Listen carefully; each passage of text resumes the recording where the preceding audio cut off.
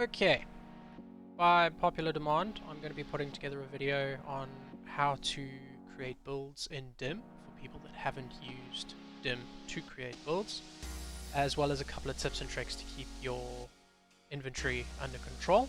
As you can see, mine is not under control, with 595 of 600 and pretty much every character almost full. So, we'll get to that. So, starting off, we're gonna go through builds. So you're gonna open up Dim. If you're on a PC, obviously you'll have the nice big expanded view. If you're on a mobile, obviously you'll have the small view. You'll click your burger icon, you'll select loadouts, or on PC you're just gonna select loadouts. Your next thing is you need to then pick which class you're creating a build for. So for the sake of my example, I'm going to be running a hunter with Caliban's hand. So you're going to click on hunter, create loadout, and it's going to open up this window. The first thing you need to do is select subclass. We're going with solar, obviously. We're going to run blade barrage. We're going to run marksman's dodge. In fact, no, Gantlex will probably be better. Triple jump. We're going to run proximity knife, and we're going to run the healing grenade. In terms of aspects for this specific build, we're going to use on your mark and knock them down. This may change next season though, as Gunpowder Gamble is getting a extra up aspect slot, but for the sake of my example I'm going to carry on with this. For the fragments, I am then going to be running Ember of Torches, Ember of Char, Ember of Blistering, Ember of Eruption, and Ember of Ashes. This is just a practice build, so don't take this as gospel, but for the sake of my example, this is what I'm using. So the only three that we specifically need to worry about for the build is going to be Eruption, Char, and Torches, because each of them have a stat plus or stat minus. So with that in mind, we're then going to go over to D2 Armor Picker. Just reset that example. So in D2 Armor Picker, you're going to select your character, in this case Hunter. You're then going to select your exotic, which in this case is going to be Caliban. Wait for it to update. We're then going to scroll down to the stat boost section, select Solar, and then we're going to select Eruption. We're going to select Char, and we're going to select Torches. So you'll see here the values are already filled in Armor Picker. What this then is going to do is take this into the calculation for the next step. So what we're going to do here in terms of stat distribution is the tried and true 10 resilience. As you can see by mousing over, it gives you a little window with some information. This is unfortunately out of date since the beginning of Lightfall, as the at max tiers were only sitting at 30% DR, whereas here you can see it's 40%. So don't take those as gospel either at this stage. I do believe it is being updated.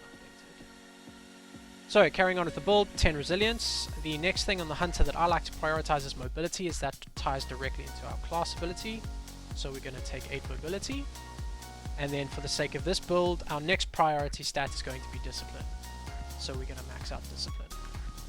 Intellect, strength, and recovery don't really matter. For the sake of this build, the recovery is taken care of by our healing grenade, and the intellect stat is being supplemented by the throwing knives, which we'll get to in a sec.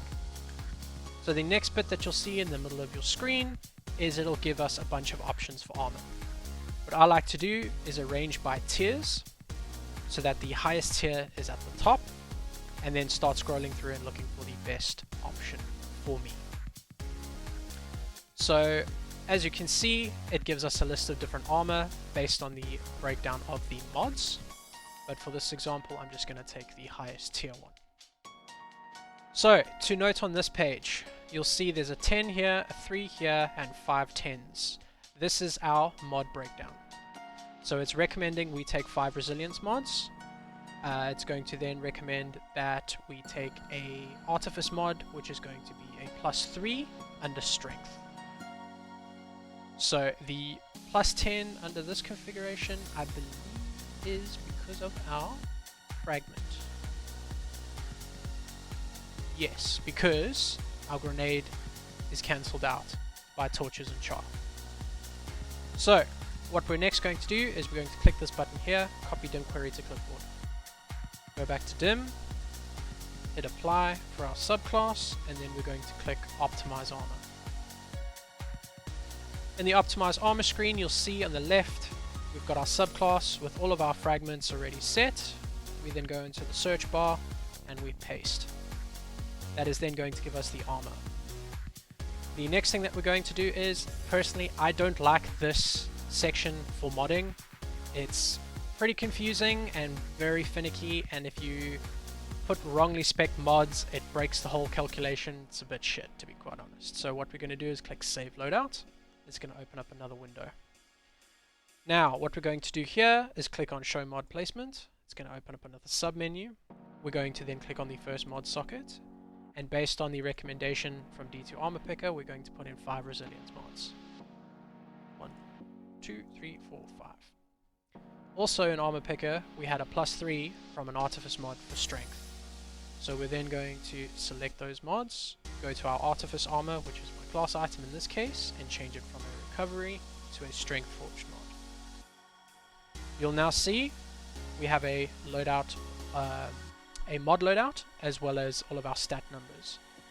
Now what you'll notice is the numbers here don't match what we saw in Armor Picker.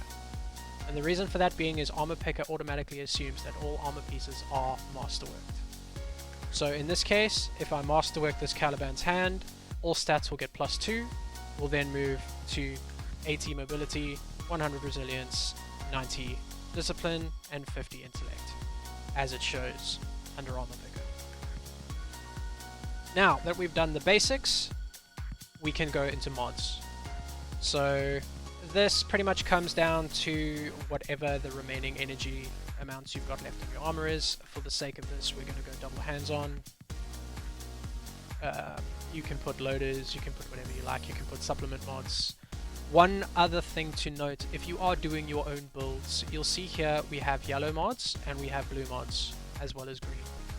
So green mods, for those of you that don't know, green mods are generally a generator for armor charge. So this is, in this case of shield break charge, is breaking combatant shield with a matching damage type gives you a stack of armor charge. These are also the mods that are, it's your time dilations, it is your charged up that gives you additional charges, etc. So green is a generator. Now blue is usually a bonus of some kind. It's either going to be a stat package. In this example, we can either go focus or vigor. Either of these is going to give you +30 to your stat. It may be a little bit more, it may be a little bit less, if I remember correctly. But the trade-off is you are then going to degrade your armor charges. You'll see when you pick up a Orb of Light or you generate an armor charge, it has a countdown timer. That is then your cost for the bonus that you get from the blue mods. This also counts for damage boosting mods on boots. Now yellows are regenerators based on armor charge.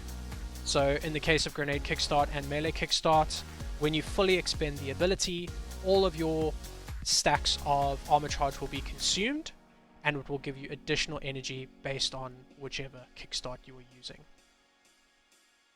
This also changes from mod to mod, but I'm not going to be going through each individual mod in this example. So yes, for the sake of it, I'm just going to fill out random mods. So we want grenade kickstart and heavy-handed. We're then going to go for... Where's that silly mod?